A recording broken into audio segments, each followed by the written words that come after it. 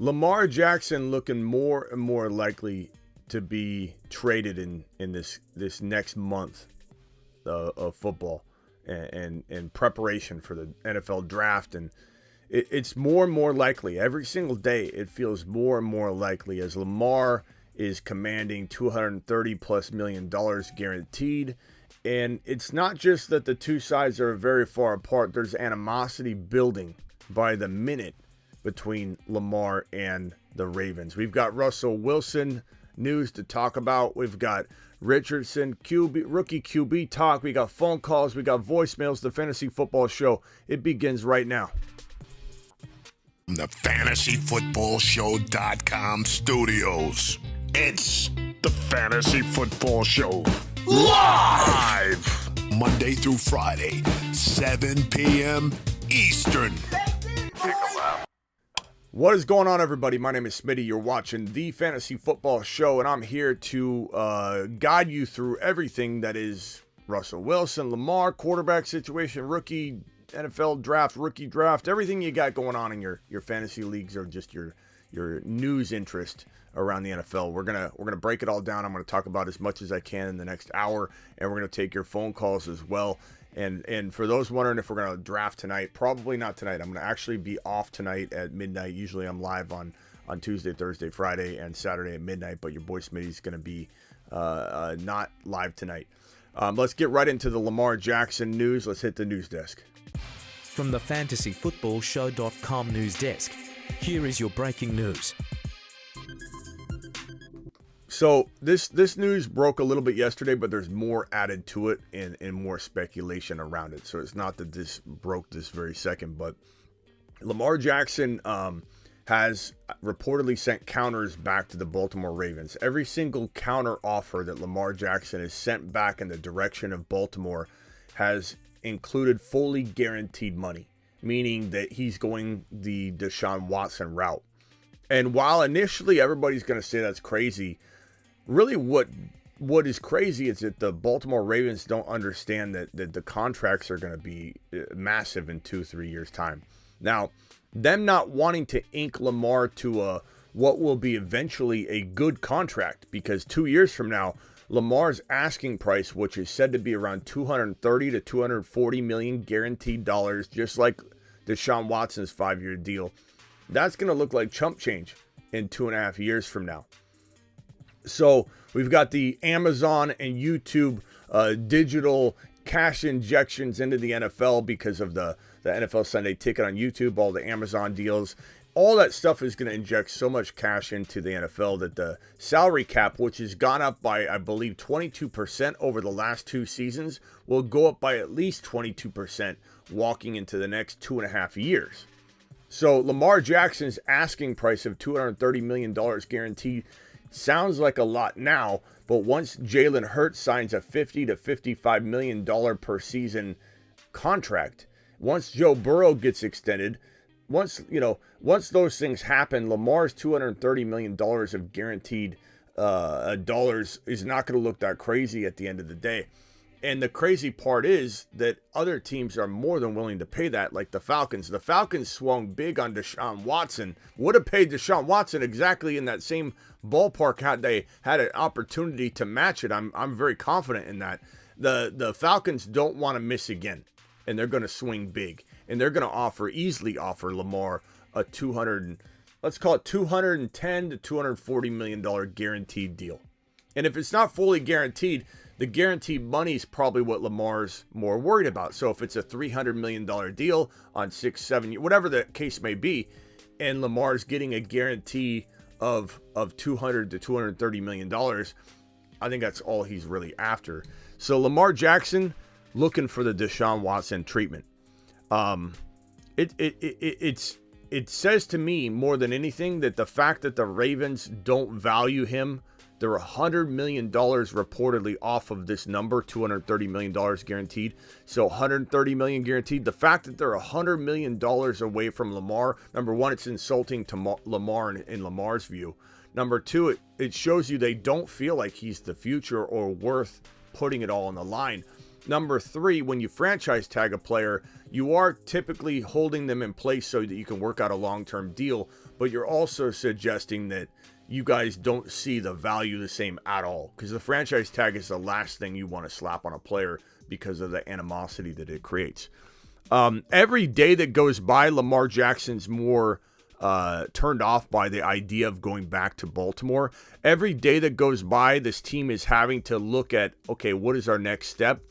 We've got a new offensive coordinator in here. We've got to create a new offense. We don't have the quarterback in place to even do that. We don't have him showing up. He's going to be holding out. He's disgruntled. We got to decide whether we're building this new offense around another quarterback, or are we going to go the same route that hasn't worked for 3 straight years? Not all Lamar's fault. Lamar hasn't been enabled. So we've talked about this pretty much every day for the last 4 weeks. I know people are getting kind of tired of it, but this is what we're hoping for. This is what fantasy football circles are hoping for. We added Moon Man number, 12 or 13 in Drake London. The Moon Men, dropping loads in outer space. Drake London was number 13, added right next to his boy Kyle Pitts. Space Monsters. And even if Lamar doesn't land in Atlanta, these guys are not getting removed. I still love them, but they go to a whole nother level of value if Lamar Jackson is in Atlanta. But this is part of them being on this list is a preemptive projection of what's going to happen for him. So we very much think it's very, very possible that Lamar Jackson ends up a Falcon. Could he be a Jet? Could he be a Raider? Yeah, but honestly, looking at this is the most likely landing spot. Now, the Raiders could be, because the Raiders have a high draft pick. We've talked about this several times. The Raiders have the number 7. The Falcons have the number 8. Most likely, the most attractive packages are coming from these two teams. And if the Raiders miss out on A-Rod, they have one last shot, Lamar Jackson, so they may come strong. And we don't know. We haven't heard that Lamar doesn't want to play in Las Vegas, but we also haven't heard that he does. We do know that the Falcons have been linked to Lamar, and maybe we need to hear from his own mouth whether that's a landing spot he's for sure wanting to go to. We pretty much think we know that he does. But these two teams have the most firepower to make the most attractive trade package to send in the direction of Baltimore, who could at least maybe address a rookie quarterback situation. And we'll talk about that right here in a second. Actually, let's go to it now. Richardson's one of those quarterbacks, Anthony Richardson, that could fall to the range we're talking about right here in the NFL draft, 6, 7, 8, 9, 10 overall range. Richardson's a very, very controversial quarterback, but if let's say the 7 or 8 pick goes to Baltimore, they've got a real shot at Levis or at Richardson. I think that all 4 of the top 4 quarterbacks, you've got Stroud ranked number 1 by most people. You have Bryce Young ranked number 2, and then there's kind of a mixed opinion across the entire industry, across all the clubs in the NFL, scouts alike, that it's Richardson or it's Levis. But Richardson or Levis is most likely, and maybe both of them, going to be available at the 7 and 8 pick. So if Baltimore wants to move on and they like Levis a lot, they like Richardson a lot, this makes sense for them, because these two teams have the draft capital to replace Lamar Jackson. If they go to another team, let's go to the Saints or the Bucks or the Jets, right? So you look at the draft selections, you got the Jets at 13, may still get you one, but no guarantee. So that's not as an attractive spot for the Baltimore Ravens to start talking about sending Lamar to get that draft selection. Tampa Bay 19, you're not going to get one of those quarterbacks there. The New Orleans Saints at 29, they're not going to land a quarterback. The Baltimore Ravens acquiring that 29th overall pick. So even if someone gives up 3, maybe even 4 first rounders for Lamar, what's critical for the Ravens is probably, do we like one of those Levis or Richardson quarterbacks right there? So, or they could wait until the next draft. But very rarely can you have control of getting an elite quarterback if you believe that this guy, Anthony Richardson's elite. Now, ESPN's Jeremy Fowler reported that the NFL teams, a lot of them, have draft grades ranging from first-round talent to fourth-round talent out of Florida's quarterback, Anthony Richardson. So Richardson's such a crazy, dynamic, and hard-to-rank player. Is he Jamarcus Russell? Is he going to be an absolute bust because he's raw? He's a guy that they wanted to run the ball. He's a guy with his accuracy in the 56% range, I believe, which traditionally equates to failure at the NFL level. But accuracy can be improved. Look at Josh Allen, how inaccurate Josh Allen was when everybody ran their mouth about him. And not on this show. Not in this show. He's a top 5 future quarterback, we said, in fantasy football his rookie year. What about Jalen Hurts? Not on this show. Jalen Hurts was a moon man last year when everybody said he's so inaccurate. So could Anthony Richardson's inaccuracies be improved upon and corrected? Yeah. You send him somewhere with like Dable. Dable would turn him into a monster. But this guy's big. He's elusive. He's got raw talent that's unbelievable. He can throw the ball off his back foot without even trying all the way, 60, 70 yards down the field. This guy's got a cannon, but his accuracy is in question. His raw talent and ability is not. His experience is in question. Again, the draft grades are from round 1, from top 10 overall, all the way down to the 4th round. So it's really, really, really tough to know what's in store for this kid, because he's got a lot of development in the works. Now, let's say the Falcons end up not trading for Lamar Jackson. The Falcons might even be tempted, even with Ritter on roster. Ritter was not a super high investment, so it's not like they have to stick to Ritter. It's not like they took him in the top 6 or something and they have to stick with Ritter. The Falcons could entertain a Levis or a Richardson draft selection right there, which would be great for London and Pitts if they do end up not getting Lamar, because at least you have 2 options. Ritter, if he doesn't work out, then you have Levis and you have Richardson, 2 very, very high prospects that are controversial, but they are high prospects.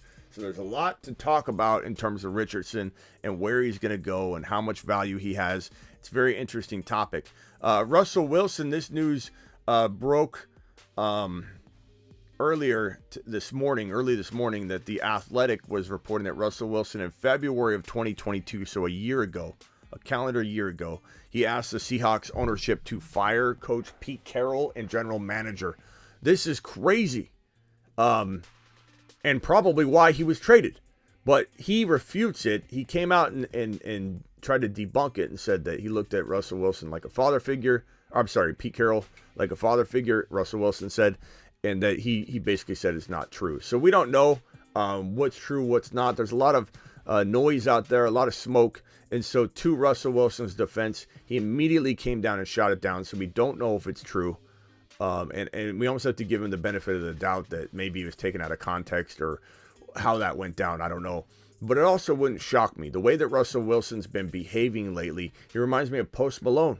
Like, they're both off the rocker right now, in my opinion, and it's hard to figure what's going on with them. And so Russell Wilson, the way he acts, the way he talks, the way he carries himself, it's going to be real interesting to see what he does with a hard-nosed, disciplinarian head coach in Sean Payton, who's already said this guy Russell Wilson used to get his way. Hackett was below him. Russell Wilson was essentially the coach, which is why it didn't work out, because Hackett's garbage. And Hackett's in New York right now, but he's not in a head coach capacity, just like Matt Nagy's in Kansas City now. It doesn't even faze me. Like, it doesn't make me think, oh, KC's in trouble, because Andy Reid does everything. Andy Reid does everything. I don't know how much Hackett's going to be involved, and Hackett has had success in certain components of the NFL and coaching, just not head coaching.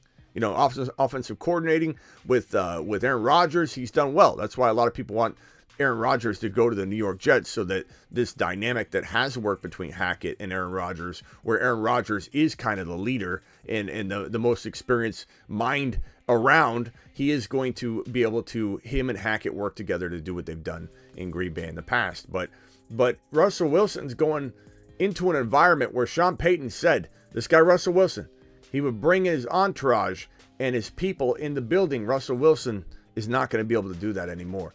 Unauthorized personnel aren't able to get into the facility and walk around with Russell Wilson. Russell Wilson's going to have a rude awakening if he isn't open-minded and ready for a Sean Payton regime. Now, he has been clamoring for Sean Payton to be his coach for some time, so I'm pretty sure he's aware of what's in store for him, and I think he's probably going to respond better than people imagine that are haters of Russell and doubters of Russell. A lot of people seem to think he'll be the comeback player of the year. A lot of people think he's done. It's kind of a mixed bag. I'd say 50-50. You either don't believe Russell will ever play the way he once played again, or you think Sean Payton's going to turn this thing around. And if we think about what Dable did with Danny Dimes, who was as good as gone to every single one of us. Don't lie and act like you thought Danny Dimes was going to do what he did last year. He absolutely turned things around under Dable's control and his commanding and guidance and coaching and ability. And Sean Payton has a very similar effect and skill set as a coach. So if anybody's going to turn Russell Wilson around, it would be Sean Payton. I do agree with that. Let's go ahead and answer this voicemail from Tristan that I left out there for a while. Tristan, I'm sorry about leaving this on the table for a while. This is Tristan's voicemail. If you guys want to be able to leave voicemails for me on the daily, I'll answer them on the daily. Subscribe to my Instagram subscription. It's $4.99 a month. It gets you into a group chat where you can chat with other people that are paying that. They're very serious about getting back to each other because they're all paying that $4.99. Not a big amount, but it makes it valuable, right? It makes you a community of people that are actually got skin in the game on this on this product, and so you're there to help each other. But anytime you want to drop a voicemail for me, you hold down the mic. Everybody knows the mic questions are for me. The text chats are for everybody to communicate together. So here's a voice message that I didn't play Tristan the other day, so I'm sorry. Here it is. Hey, Smitty, if you do a Dynasty video or question, I kind of had one. So outside of like Kelsey and maybe a couple others, like elite tight ends for Dynasty purposes, who are you stashing? Like, would you stash guys like Jelani, like Chig or Isaiah Likely? And I mean, how likely are those guys to be relevant in a year or two? And are there any other kind of deeper tight ends that you would stash outside of the obvious, elite ones that? And Kelsey may be done in a couple of years. We don't know. He might play for 5 more years. I don't know, but we'll see. Tight end stashes in Dynasty. Good question would be. I mean, like, here are the tight ends in no real particular order, but like Kelsey, Kyle Pitts, Mark Andrews, Hawkinson, George Kittle, Dalton Schultz, Evan Ingram, Goddard, Darren Waller, Pat Freiermuth. That's a pretty deep tight end pool, considering how the tight end position was like just garbage last year. It was Kelsey and everybody else just busted or dropped off or got hurt, and you had Andrews injured. You had Hawkinson, who did good in spots for sure. Kittle bounced back at a certain point. Dalton Schultz was a bust for the first part of the year, then came back. Evan Ingram was amazing at the end of the year. Obviously, Darren Waller was injured. Pat Freiermuth didn't pull his weight. Cole Kmet was good one moment. Knox busted the first half of the year. And then, so it's like, I just went through the top 12 tight ends, and there was disaster almost at every corner at some point in the season for every one of those tight ends. As far as a stash, Ingram can't be considered a stash, but he's a value at like 7, 8, 9. When he could be a tight end 4. And he can be tight end 4 because you got Kittle, Hawkinson, Andrews, Kelsey, Kyle Pitts, all those guys consuming the top 5 or 6. Goddard could be a steal. He's a little underutilized and didn't have quite the year you'd wanted last year, so he's a 6, 7 value. Darren Waller, he's old, injury prone, but maybe he bounces back. Maybe he bounces back in 2023 in a major way if he gets a quarterback like Aaron Rodgers. Pat Freiermuth, very under the radar right now because of all the names I listed above him that are going to naturally by default be listed and ranked above him. Cole Kmet, interesting. So we get to Cole Kmet and Knox. We're at 12. So like, who you stashing after that? I would say Taysom Hill's still a guy that I stash. Hayden Hurst is still a guy I'm looking to grab. The rookies in Dynasty are going to go a lot higher. Like Mayer's going to go, in the top 7 to 8 to 9. So maybe the older guys like Knox, not that old, but older, fall into the 14, 15 range. Maybe someone like Cole Kmet gets completely discarded. And so like those become the guys that become values. I don't know that there's huge stashes other than like Isaiah Likely, who I love a lot. And you're still wondering what's going to develop in that situation. Juwan Johnson, how is he going to be in 2 or 3 years from now? Trey McBride in Arizona, he could rise. Greg Dulcich could be a top 10 tight end, but he's ranked around, 14, 15 at times. Jelani Woods, who you mentioned, has a lot of upside. Kincaid, obviously, and Mayer are going to be ranked very, very high, so they're not stashes at all. Noah Fant's okay. He's an okay, and he's an older player. He's not a young guy. Bellinger, Daniel Bellinger is pretty decent. So like all those are pretty good names. Brevin Jordan, those are all pretty decent names. The tight end position is actually pretty deep. It's just a matter of landing the right one. But your boy is the best tight end ranker in the industry, proven in my 2020, 2021, and 2019 3-season average, number one in the industry according to Fantasy Pros. So if you ask me where the value is this year, it's in Kyle Pitts. It's in Kyle Pitts in redraft because he's being drafted in round 6, 7. And he still has the value we all thought he might have, which was round 3, 4 value. Not saying to take him there, then I wouldn't like him. I like him because his ADP 6, 7, but the upside's still around 3, 4. In Dynasty, it's still Kyle Pitts, though, because he can be had cheaper than he should be had. In Dynasty, I like Pat Freiermuth because he's ranked kind of outside the top 7 to 10, and he's still young, and he has a lot of upside. I like Dawson Knox still. He's playing with Josh Allen, and he did show signs of life at the end of the year. I still like Taysom Hill in a lot of ways, and Alvin Kamara getting suspended potentially for a big chunk of the year, if not the whole entire 2023 season, might open the door for more Taysom Hill usage, and who knows what happens at quarterback there. That's kind of how I'm feeling at the tight end position. Likely feels like a really good stash, though. I really, really like scooping him up. Thank you for that question, Tristan. You're the man. Let me see if the group has any more DMs, any more voicemails. Let's see if anybody has any more on this group. Let's open up the phone lines right now. Phone lines are open. Call into the show. Call into the show.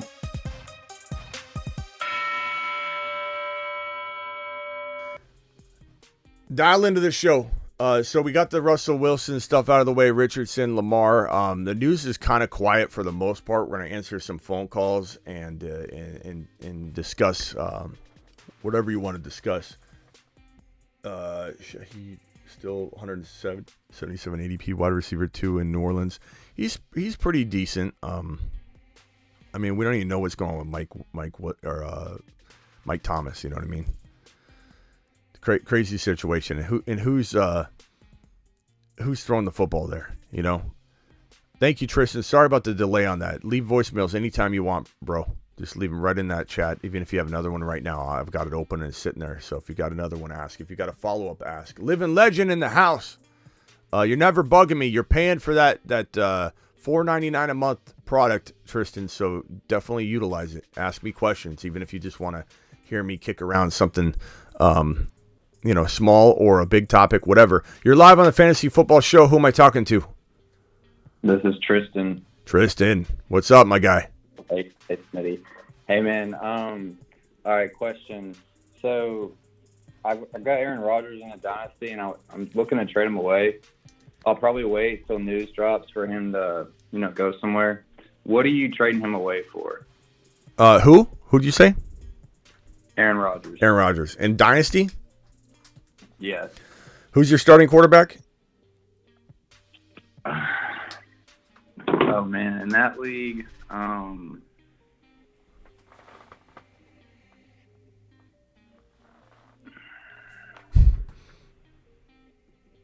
Tristan. Who? Jordan Love.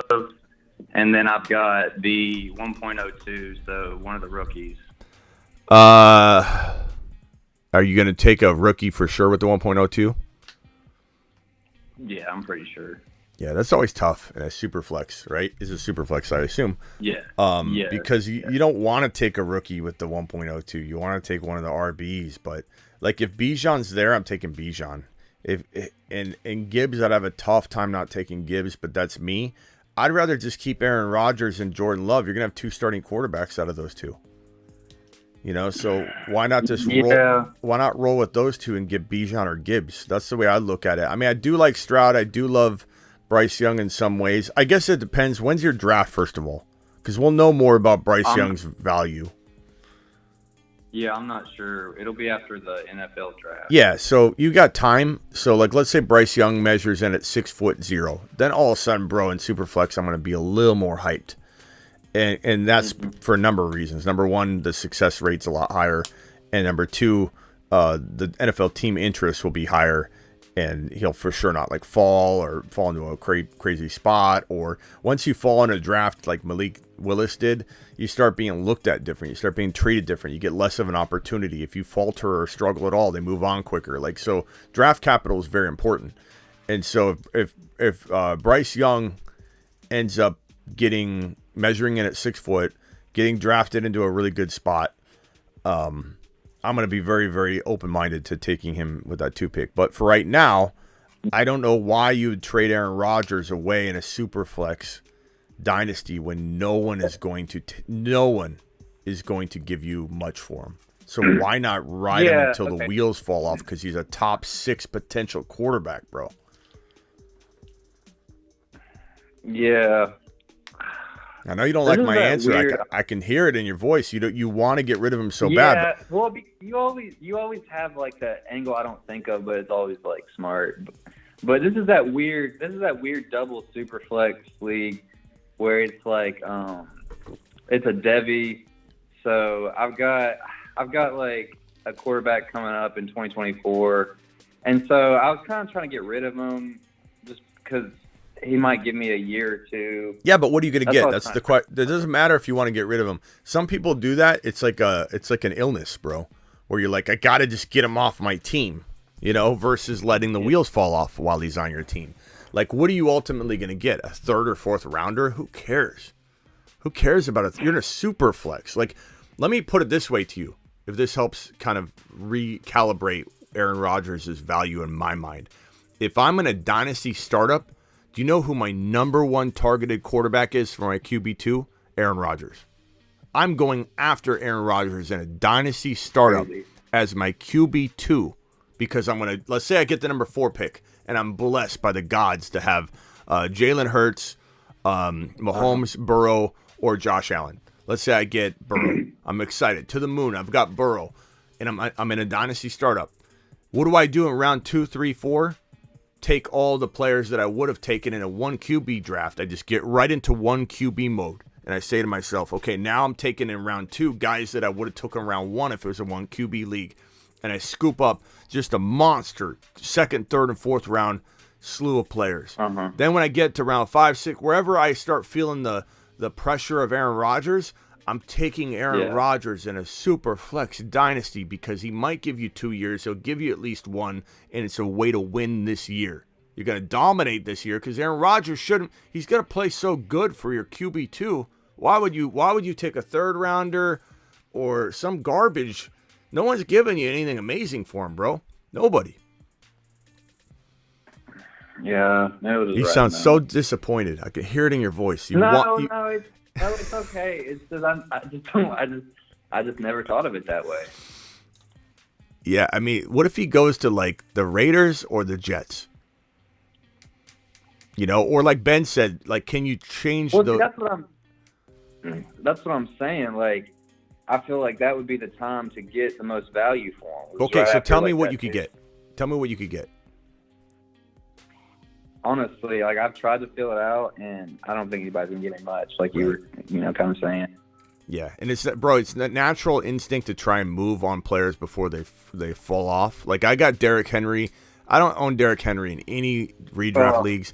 I have him in a dynasty league, and granted, he helped me, win that league last year. But I've tried to get rid of him. I can't get rid of him. I won't be able to get rid of him, but I'm going to let Derrick Henry fall apart before I'm going to just trade him for some garbage, 2nd round rookie pick or something. I'm just not, like, even 2nd round, I'm not doing it. Aaron Rodgers won't get you even a 2nd round rookie pick. And I'm telling you right now, I wouldn't take a 2nd round rookie pick unless it was like the 2.1 or high for Aaron Rodgers. I'd rather have Aaron Rodgers. You are in the most ideal position to like be like a ninja at your QB2 and you're about ready to send it away. Yeah. No, I like it, Smitty. I like it. I love the deep breaths you have after you're like, oh. I just didn't think, it's just, but no, yeah. Well, because it's such a shift in strategy. I have this idea in my head. And, You sound I have to like adapt. you sound like my I tell my daughter she can't get a second Zoyo or Culver's ice cream. She's like, why? Like I get it, bro. I understand where you're coming from, but instead of thinking about what you're not getting for them when the wheels fall off or he retires tomorrow, think about how you can win this year. Start thinking 2023 and understand that in order to win, not always, but majority of the time, you need some now components and you need some future components that are also now as you try and evolve your team in a position where it doesn't fall behind 2 years from now. It's a fine line. And that's what I love about the changing in the guard that we talk about all the time, is that all the RBs, wide receivers, quarterbacks, tight ends that are young are also the future. So right now is the best time to build because you're building for the now and the future at the same time. Like Olave, Garrett Wilson, London, Christian Watson. These are all wide receivers that are in my top 10 wide receivers, and they're also my dynasty top 10 wide receivers. You've got Bijan, Gibbs, Charbonnet, Walker, Kenneth Walker, and Breece Hall, all in my top 10 dynasty running backs, also my top 10 redraft running backs. So you need a good balance of everything, but you also need some now pieces because people are going to undervalue them. And it just so happens you already own them, but now you can navigate. Yeah, I drafted them. Yeah, now you can navigate the way you want to navigate while not worrying about your QB2. Like you're literally wanting to trade him away, and you're going to have such a bad quarterback situation if you do that. Like, what are you going to do? You're going to have Jordan Love, who I like, kind of like is your QB2 in a way, maybe. But you're going to have Jordan Love and a rookie. I don't like that. You're not going to. Well, I wasn't trying. I was kind of just letting this year just kind of be. And I know you don't usually advise going that route. So you can't win this year at all? Well, that's kind of, I was going to let myself not win and then kind of have a high 2024 pick and just, planning on winning in 2024. Well, what's your team look like? Because let's see if maybe. Yeah, so I have no running back, and then literally, and then I have I have the 1.05, so I was probably going to try to grab Gibbs, and I've got Devontae Smith, George Pickens of note, and then I've got 3 or 4 really young tight ends. You got Devontae Smith. You have Pickens, the 1.2, the 1.5. Yes, sir. What else? And then some young tight ends like Chig, Isaiah Likely, Jelani, and then I've got Mike White, Rashid Shaheed. Okay, so I'm not gonna lie to you. It's hard to imagine. It's a tough team. So if you could trade Aaron Rodgers, I'd be open minded to. Debbie thing. Yeah. It's the Debbie thing. So I have I've already got the 1.02 and the 1.03 for I've got May and Marvin Harrison Jr. So kind of account for that. You have Marvin Harrison Jr. for sure locked in, or what if he's the 1.1? Yes, and Drake May. How do you have him for sure though if you don't have the 1.1 in 2024? We're doing a Debbie draft, and you can go ahead and grab them before now. So you've already guaranteed to have Marvin Harrison Jr. Yes. That's good. Okay. So let's just take a look at this real quick. If you were to roll with A-Rod and Love as your 2 quarterbacks, and you were able to get Gibbs or Charbonnet with the 1.5 and get Bijan at the 1.2, I still think you're capable of winning. And if, let's say you don't even know if A-Rod's going to New York to play 2 years, So maybe you still have A-Rod next year. I don't think I assume he's retiring for sure. I don't think I just throw him away. If I could move the 1.1, the 1.2, I think Ben had said this earlier. If I could move the 1.5 to the 1.3 or move the 1.2 to the 1.1, I'd maybe throw A-Rod in to ensure. But at the same time, that ruins the. Yeah, I mean, maybe I would do that, but I don't take a quarterback though. I would take Bijan, and I'd take. Bijan probably goes 1.01. Yeah, so if you can trade A-Rod in the 1.2 for the 1.1 to get Bijan, maybe you could even. I'm not saying to be a shady person or anything like that, but if he maybe thinks in his own conclusion that you're doing that because you need quarterbacks bad, he might be like, "Oh, I'm going to get Bijan at 1.2 anyway." And then you could get Bijan. Right. But might even have like a late second round rookie pick that I could maybe throw in. Bro. I don't know. I'm a cold person. No, but if you give me Bijan and Gibbs, Devontae Smith, Pickens, Marvin Harrison Jr., and then you've got Love at least to start with, and your whole goal is to try and get another quarterback, which is hard to superflex. I like your future. Well, I have that, and I have basically Drake May locked down too.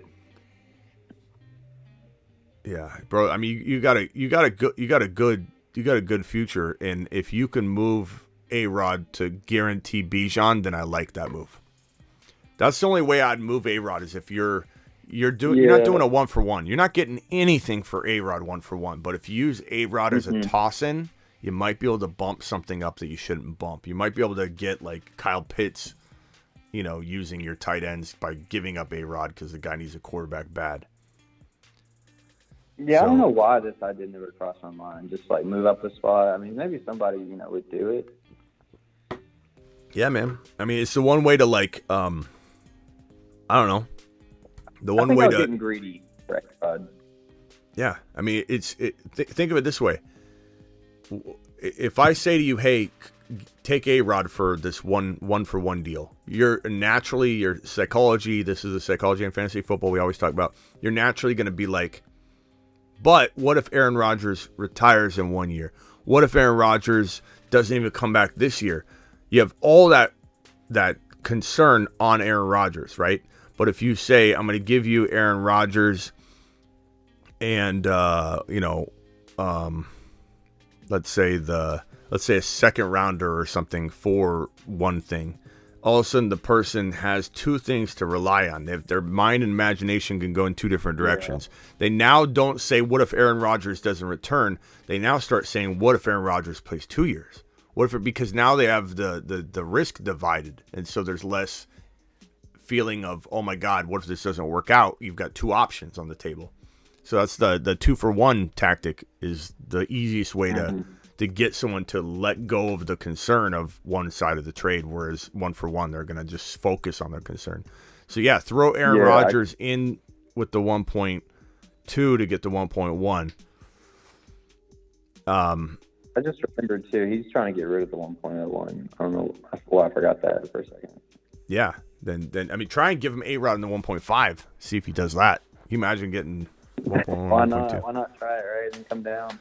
Or even like a Devontae Smith, who I love. I want to make sure everyone knows I'm not advocating people trade him away. But if you could upgrade Devontae Smith into a little bit bigger name, and if you think he's going to be that big name anyway, then don't do it. But, those are the things that I would kind of look toward. I love Kyle Pitts right now. I love Garrett Wilson right now. I love Breece Hall. I'd trade the 1.2 for Breece Hall probably in a second. I'd trade the 1.5 and A-Rod for Breece Hall. Those are the things that I would potentially do. Okay. I appreciate it, man. Yeah. All right, bro. Call back if you got another question. Or actually, you can stay on the phone if you want, if you have any more. Yusuf, you're up. You're live. I'm sorry about the wait. Hey. Nah, You're good. How's it going, Smitty? I'm good, bro. So, I just have a question. Am I crazy to think that the Colts getting the Eagles coordinator helps JT a ton or not? You're not crazy to expect a bounce back out of JT at all. I mean, that's not crazy thinking. I mean, he's a talented, ultra talented player, and there's definitely reason to get excited about JT having a bounce back tour.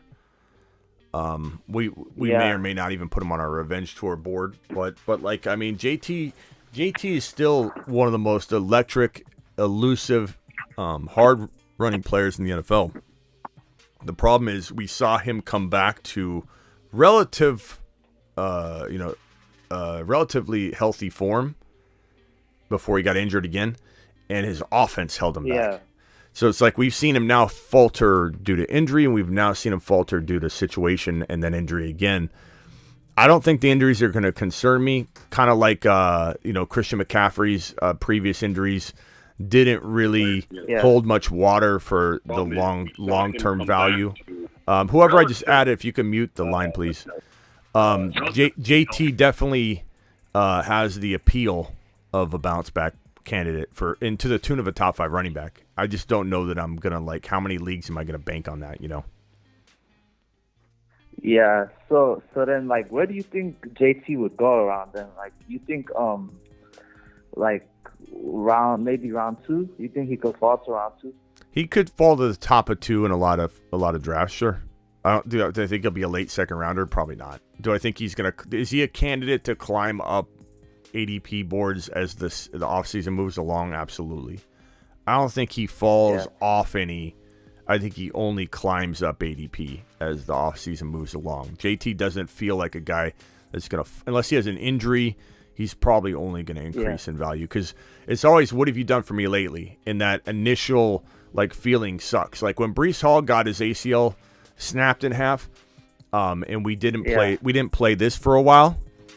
Get Breece. We weren't talking about Breece Hall. Didn't it feel like, honestly, didn't it feel like he's so far away from being back to where he was? But now, so many months removed, we're all starting to feel like, maybe he's going to jump right back to form. Same thing with Barkley. When Barkley tore his ACL, everybody was like, oh, God, he's not even a top 20 running back anymore. And then as the offseason went along, and even though he struggled his first year back, the hype got huge at the tail end. So JT's going to see the same thing. It's like JT's a top of the second round player now. He's going to be a low first round pick come July or June. I got you. So what do you think are some things that could increase his ADP? Could they draft and stuff? Signal caller, bro. Who's going to be quarterbacking for the Colts? If it's a rookie, which it very well could be, then you have the potential of, rookie quarterbacks can play at a high level these days. It just depends on who they get. Do the Colts, let's ask this question. Do you think the Bears are going to trade Fields away, or is it all smoke? I think it's all smoke. I don't think they're going to trade away Fields. Right. So that Colts to the Bears one spot's a very high likelihood. I think they're one of the biggest contenders to trade up and the Bears to trade down. I don't know that the Bears want to trade down that much. I think the Bears have their sights set on a couple defensive pieces, and so knowing that Stroud and Bryce Young are going in the top 4, the Bears are in a good spot to trade down to 4. And the Colts want a quarterback bad. They need a quarterback bad. They keep failing. They keep going after these washed up guys that end up just being disasters, right? So it's time to go a different route. It seems very likely the Colts have their eye on Stroud or Bryce Young. Or maybe they wait. Maybe they stay put and they take Levis. Some people say Levis will be the top quarterback. You never know. Hang tight right there, Yusuf. Let's go on over to Jack of all trades. Wait right there. We've got a caller from the 313. You've been on hold. Appreciate you. What can I do for you?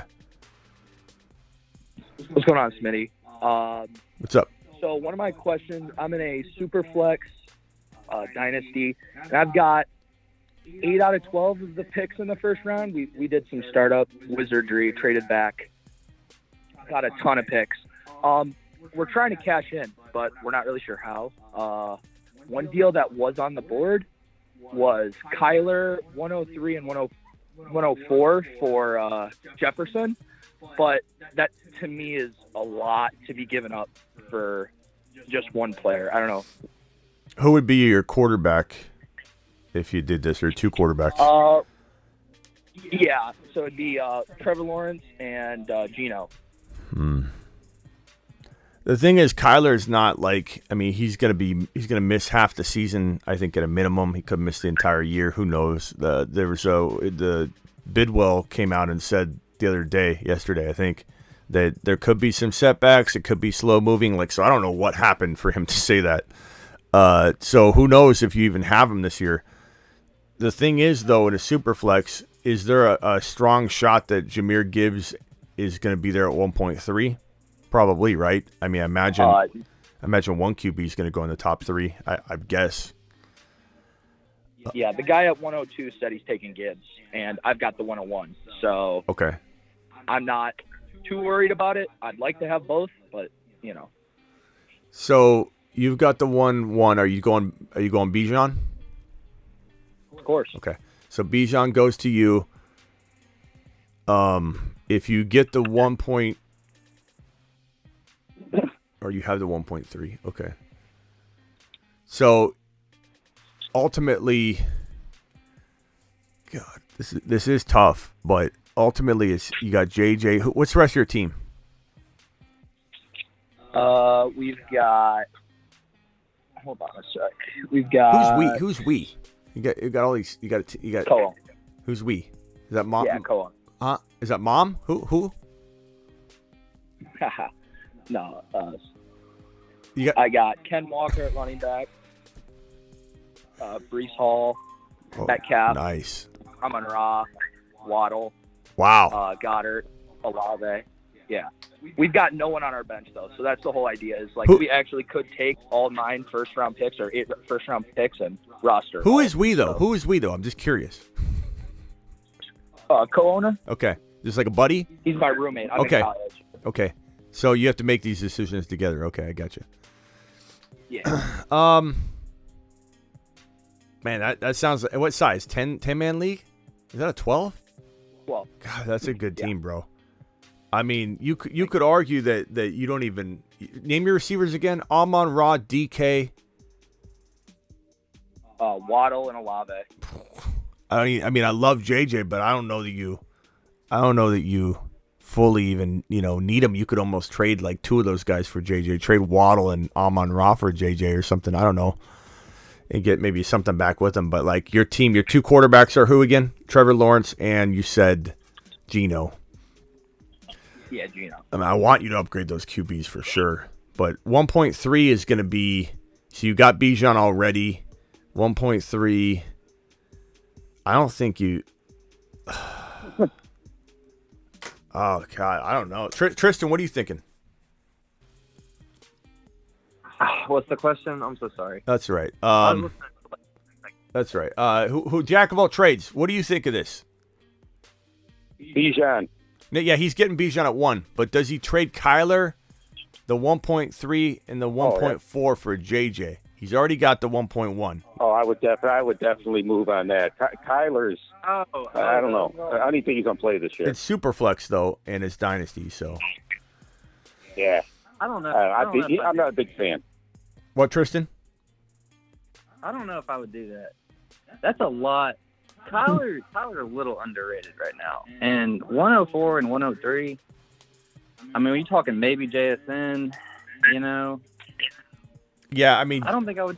JSN and... I don't think I would do it. And Kirk Cousins is, who knows, I don't know. JSN, Charbonnet, and Kyler is what you ultimately have, like you could say. And he's already got Bijan, but his team's loaded, though. You got Brees Hall and Kenneth Walker, did you say? I'm sorry, what was your name, bro? Yeah. Mike. Mike.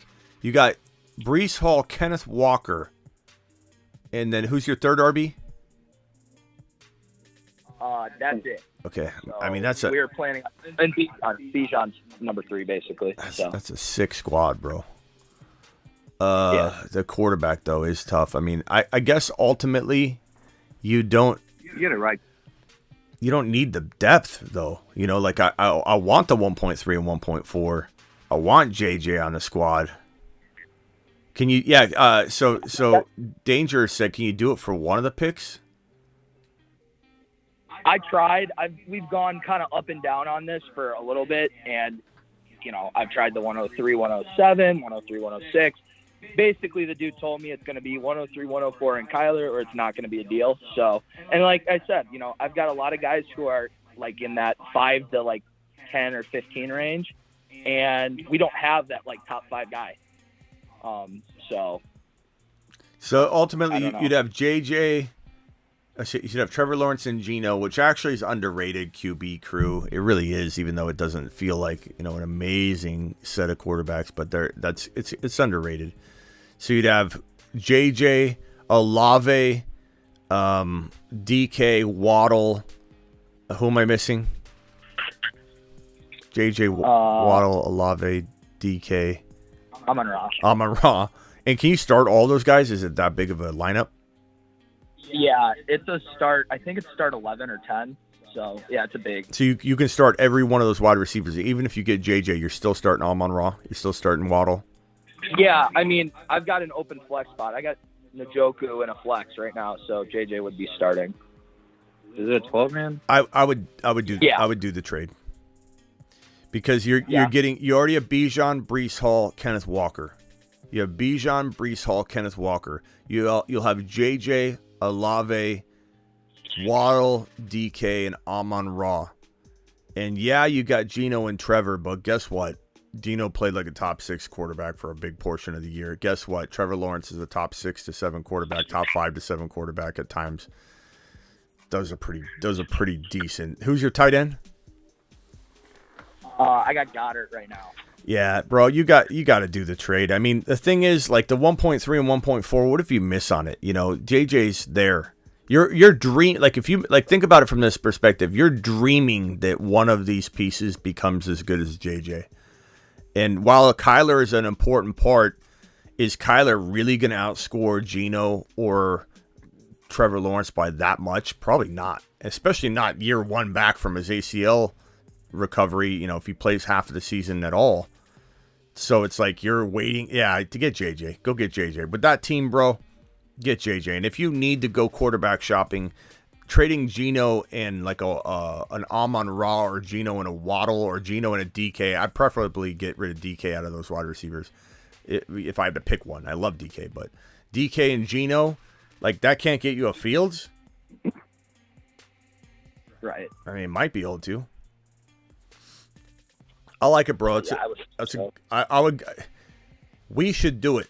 You tell them. We should tell that we need to do it. It's a good trade. Sounds good. I appreciate it. All right, man. Appreciate you. Jack of all trades, what do you got for me? I've got Tristan on hold. Mike, you can hang out there if you want. Jack, what do you got? Mike, I like that trade a lot. And not only its depth, plus all the points that you're going to have from all that talent. I mean, I think it's a no-brainer. Yeah, I agree. Sure. I agree. You got to hesitate on it because of all the quarterback involved in the super flex, and the 1.3, 1.4 are going to be great. But the fact that he's already got Bijan, Walker, and Breece Hall, like, what more do you need to do? Jack, what else you got? Right. I really like the Indianapolis Colts. Do you think there's any chance they could land one of these top free agent quarterbacks? Or even the Washington Commanders? I mean, there's so much talent there at the wide receiver position and the offense, period. They just need the QB to get them over the hump. So, just like the Jets. I don't think Aaron Rodgers or Lamar via trades are happening to either the Colts or the Washington Commanders. They just don't have an attractive landing spot to that degree. Derek Carr, I don't think is thinking about it at all. Derek Carr is going to the Jets, or he's going to maybe goes to the Saints or something. But so then you're looking on. I don't know if you can see my screen, but I've got Geno. He's likely staying in Seattle. Danny Dimes likely getting franchise tagged in New York. Jordan Love is going to be the starter in Green Bay because I really do believe Aaron Rodgers will leave. But if Aaron Rodgers ends up staying in Green Bay, I think Jordan Love is the best option for, let's say, a Washington Commanders team or an Indianapolis Colts team that might say, okay, well, since Aaron Rodgers is staying in Green Bay, this is the top potential quarterback acquisition at that point. He would be number 4. What about Aaron Rodgers going to Pittsburgh and Pickens sitting behind him a couple years and learning? I don't think that's even been mentioned. Like, it's not even been. Yeah, there's nothing getting talked about in that realm. So, I mean, like, while it's fun to kick around ideas that we could come up with, that's not even. That would be crazy if you said that and then also we heard a rumor, but there's zero going on around that. I mean, they think Pickett is the guy. I think, whether we believe it or not. I know Ron Navy loves him. He certainly could be. Ron Navy loves that guy. Yeah, he certainly could be. I think he got a bad shake for small hands. It's the best thing that could happen to Pittsburgh, being a Browns fan. I think he got a small shake for small hands. Like, he got a bad shake. A bad shake for having small hands. And like, he doesn't even have that. It happens to the best of us. And he doesn't even have small hands. Like, his measurement of his hands, like, my hands are huge. My hands are huge. And to my knowledge, his hands are my size or maybe even bigger. Like, I know that quarterbacks, you want to have big meat hooks there to wrap around the football and just, but it's like, I don't think his hands were that small. I'd have to measure him. Somebody look up his hand size, and then we'll measure on show here. They say small hands, but you want to shake the guy's hand, your hand to get lost into his, I'm sure. I want to know if my hands are bigger than his, or if his hands are still bigger than mine, because I have big hands. So it's crazy to me but anyway, that did a lot of damage. that did a lot of damage. A lot of people couldn't shake from that. So, like, even when in fantasy circles, people are like, "Yeah, I don't like Pickett. He's got small hands." I don't know, but somebody look it up. Find out how big his hands are. Drop in the chat. Once I see a couple people. All right, so I have to walk up on this party, so I'm going to have to let you go. All right, Jack of all trades. Nice talking to you. I appreciate it. Take it easy, Jack. We appreciate you. Tristan, you got anything else? 8.5 inches is what his hand size is. 8.5 being reported. 8.5 inches. Yeah, yeah. Let's see here.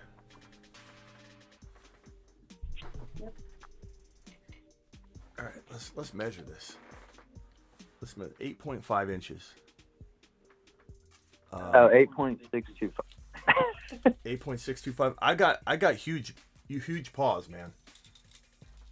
So how do you measure this? Like, from this finger, this finger to. Look at that. There's no way he's got small hands. This is my hands are huge, and I'm already at my wrist at 8 inches. Or how does it go? How do they measure this? Oh, maybe it's this way. I bet it's this way.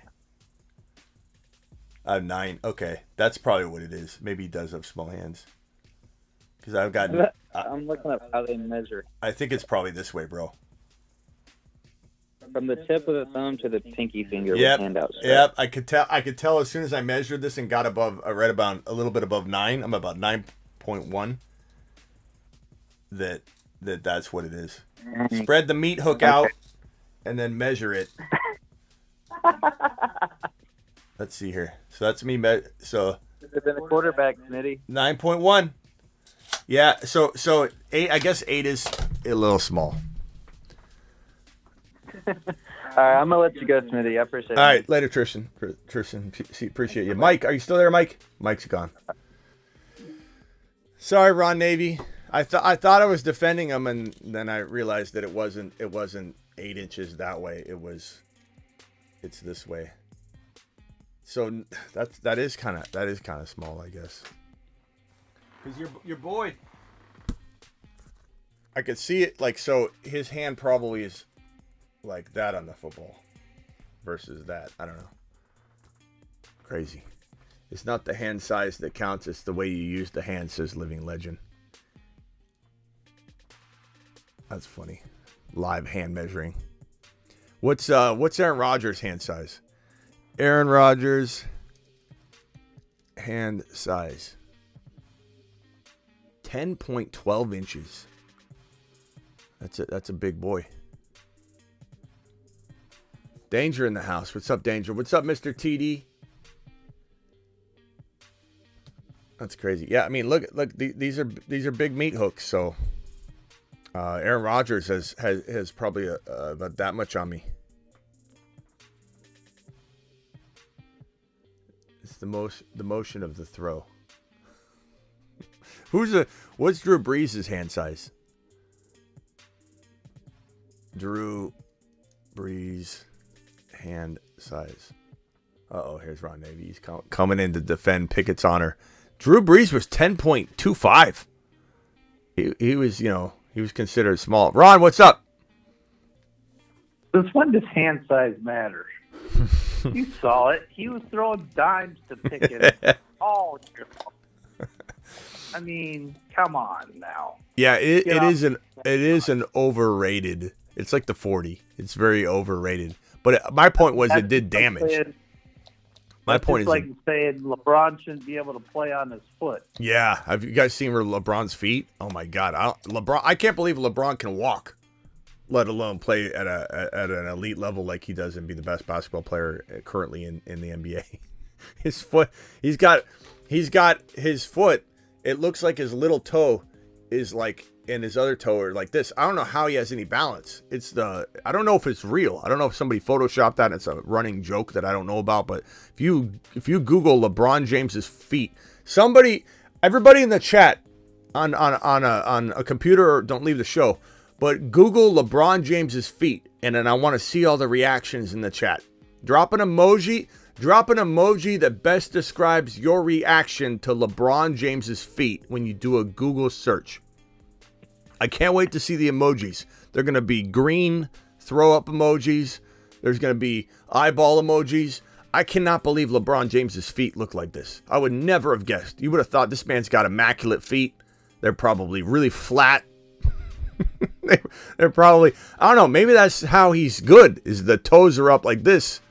And it's like his pinky toe is like this.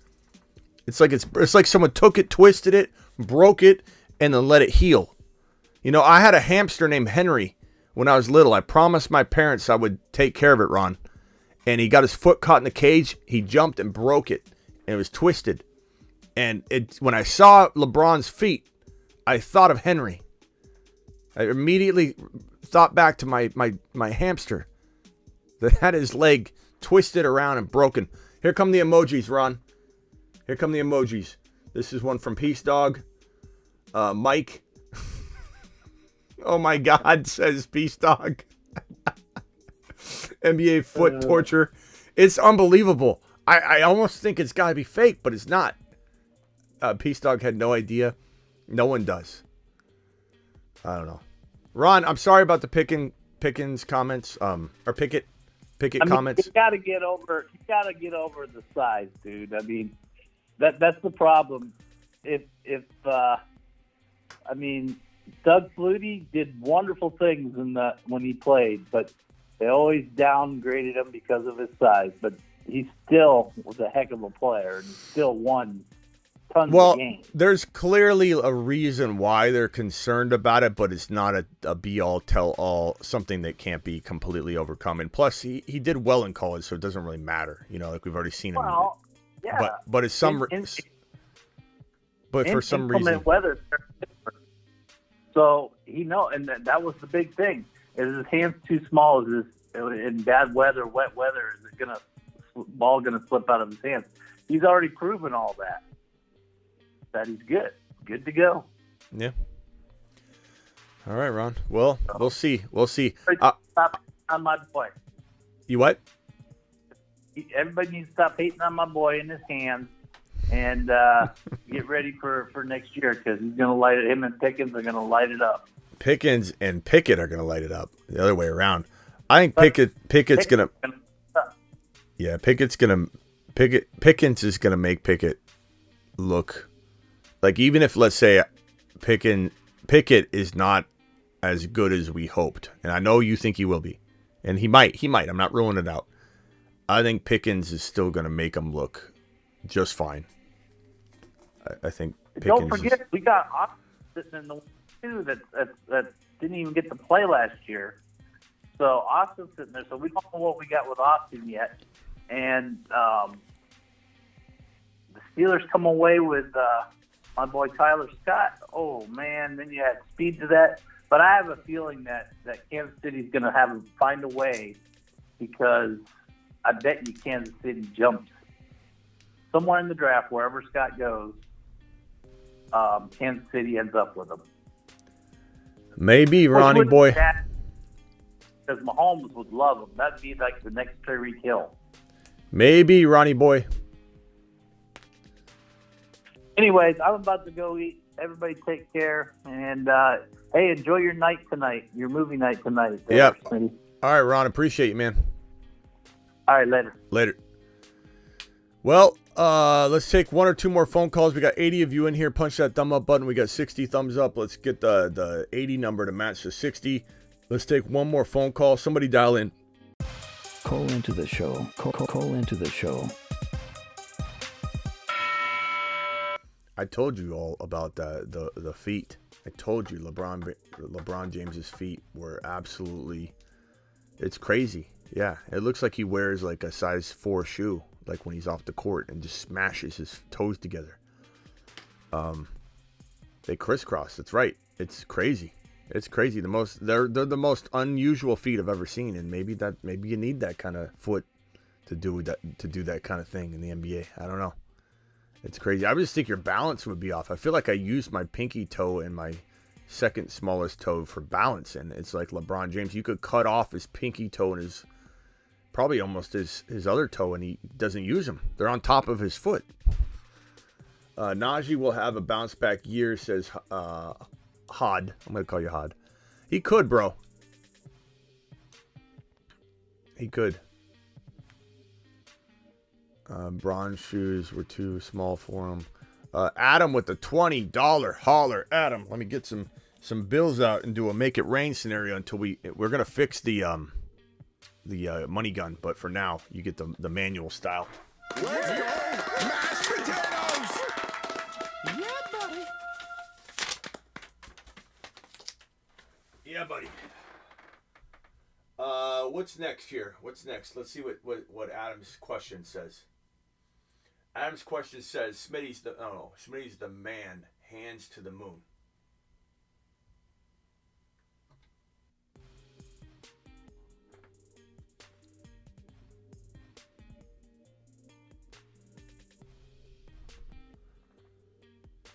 I guess I just didn't realize that they measured that way. So it's like this. Well, I mean, you could kind of cheat on that, right? You could have small hands, but if you were flexible and you could get this pinky out like that, then you get like a bigger measurement, you know? So I don't know. Like if the more you can spread your hands out, but that's how you measure it. So I'm 9. I would say 9.2. I can't keep it on my pinky. I would say 9.2.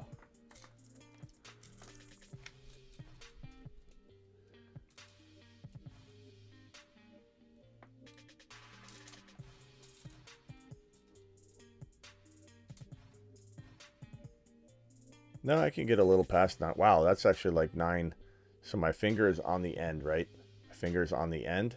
I'm pushing up against it. So I guess it's more like 9 and 1/4. You could do like hand stretching exercises like this and just try and get as much of a level measurement between this side and that side. 9.25. I feel all right.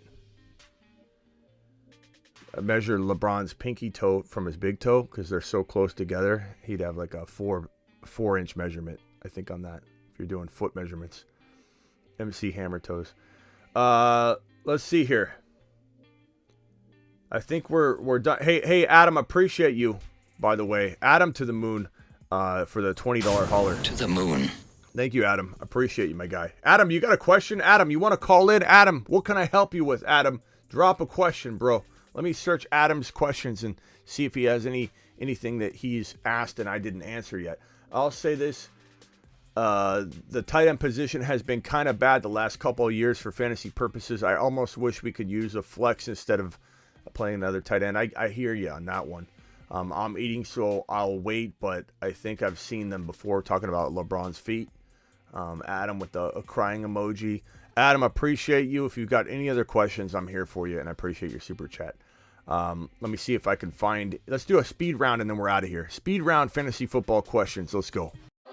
It is time for the speed question and answer segment.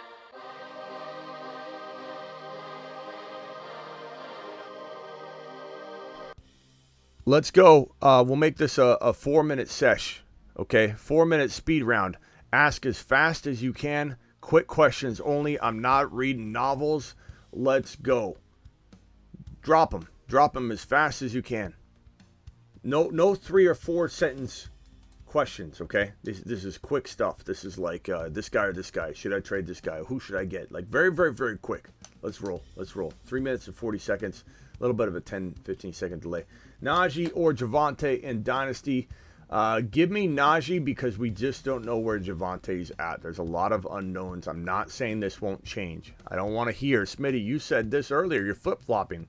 There's a lot of red flags that need to be sorted out with Javonte. And if they get sorted out, like Denver doesn't select another rookie running back to compete with them, and they wait on them and they wait patiently, then all of a sudden it's like more of an even Steven thing. But for now, it would be Najee. No questions. Always waiting for the free agency to start rolling in.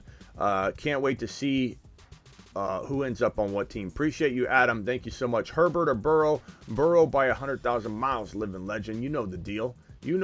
Third ranked rookie in rookie draft, Charbonnet.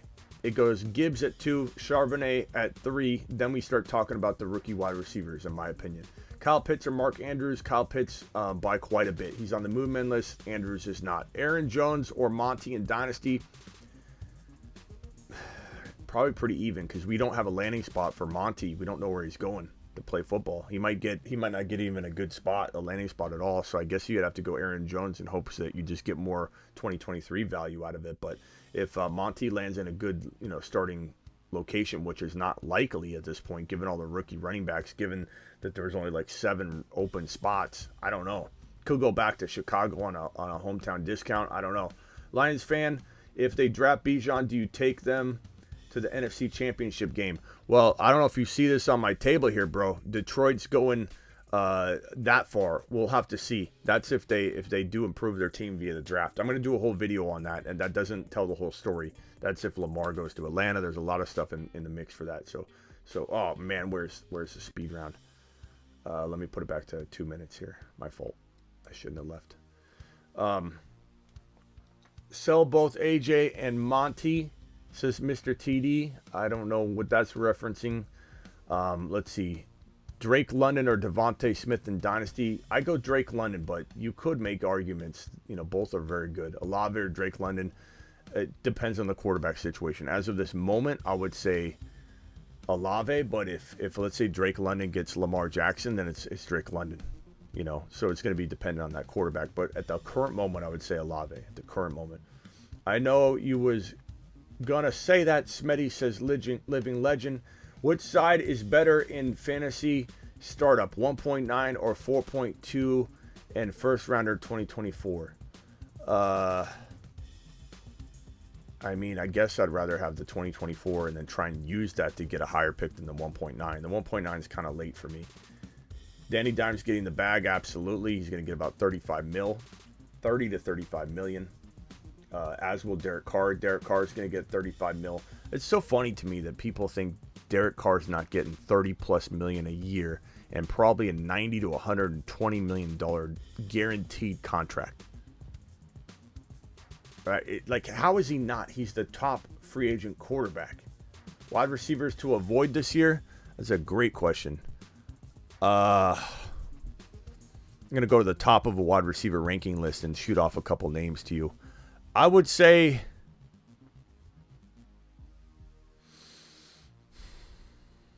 Godwin and Evans right now are avoids for me because it's such an uncertain situation, and we don't know what the values are going to be. I still like Evans to a degree, but he would be an avoidance at some capacity until we know what's going on. I would say I'm a little cautious of Hopkins at the cost of entry, given he's probably changing locations and wide receivers moving teams is never a good situation. Treylon Burks, I'm kind of avoiding until I see more from him. Keenan Allen, I'm avoiding because I feel like injury and potentially moving teams, So I'd say those. And one last question. Why did the Raiders get rid of Derek Carr? Because it wasn't working, but part of it is because maybe nothing's going to work. Maybe the Raiders are the Raiders. Maybe having the bottom 4 defense across every category for the entire reign of Derek Carr's career in Oakland and in Las Vegas with the Raiders. They were a bottom 4 team, and maybe even Aaron Rodgers goes over there. It's not what we expect from an NFL win perspective and playoff perspective. Maybe fantasy, it's fantastic. Aaron Rodgers to Adams, we love it. Aaron Rodgers will go to the moon fantasy-wise. Adams will go to the moon, but maybe this team will lose. And maybe they'll realize Derek Carr wasn't quite the problem. Maybe Derek Carr going to New York and getting a top 1 to 2 defense in the entire National Football League, something he's never even seen. He's been in the bottom 4 across the board his entire reign in a Raiders uniform. He's getting the number 1 defense. I think they're going to be better than the Niners because we haven't seen this defense stay healthy and on the field the whole time because they get worked into the ground because the offense can't move the football. At least when Breece Hall went down. So the fact that they're going to be the Jets a more improved offense with Derek Carr, let's say Derek Carr lands there, Derek Carr is going to thrive. The defense is going to be even better. Guys, I appreciate you all. I'll see you all. I probably won't be live tonight. I could do a surprise late night live stream. We'll have to see. But for right now, expect to see me 2 or 3 times tomorrow, or at least 2 times tomorrow. I got a video I'm working on. The 2023 rookie mock draft with all the rookies, a top 12 rookie only mock draft video that'll be dropping very, very soon. Dr. Pepper or Pibb, I don't like either one. I'm a Coca-Cola guy or a Prime guy or a vitamin water guy. How crazy Carr could get 35 million but wasn't able to be traded. He was able to be traded, he just was going to reject every trade. I appreciate you all. Hit that thumb up button on the way out the door. Your boy Smitty's live Monday through Friday, every single Monday through Friday at 7 p.m. Eastern. That's what this show is. I'm live whenever news breaks, pretty much no matter what. I just step into the studio or I do it on my phone, whatever. If there's news that's huge relating to the NFL, I usually go live. And if I don't go live right away, I'll go live within an hour or so, and I'll address it. I'm live typically Tuesday, Thursday, Friday, Saturday night. Tonight is Friday. I won't be live tonight. I don't plan on being live tonight. I could surprise you guys a little later. I will see you all tomorrow at least 2 times. And don't forget to get on over to the Dynasty channel. I promise you we're going to start once a day dropping videos. I just keep getting sidetracked the last couple days. But maybe that's what I do late tonight, or at least create a video tonight to drop in the morning on both the main channel and the Dynasty channel. So go to Dynasty Fantasy Football, youtube.com/Dynasty Fantasy Football. I'll drop that link in the live chat right now. Please subscribe to the Dynasty channel. You will not want to miss out on A, Dynasty mock drafts, but B, all the Dynasty content that we're dropping on the main on the new Dynasty channel. Main channel you're watching right now. Subscribe on your way out the door. Don't forget to get on over to thefantasyfootballshow.com for my rankings, bold predictions, one-on-one text device, trade calculators, all that and more. And then Underdog Fantasy promo code Smitty. Get signed up using the link that's pinned in the live chat and in the description that gives you that promo code inserted in when you click it. And then that way you're ready to go when we do the live drafts. During the evenings, because we'll live draft at midnight pretty much every other night. So I'll see you all on the next one. Appreciate you. Thank you, Ron Navy. Thank you to my super chatters.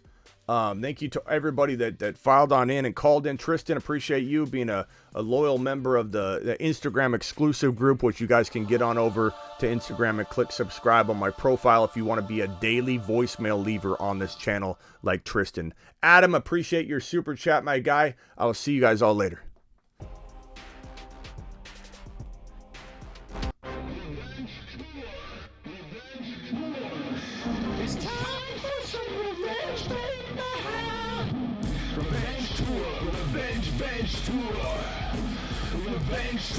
Revenge tour.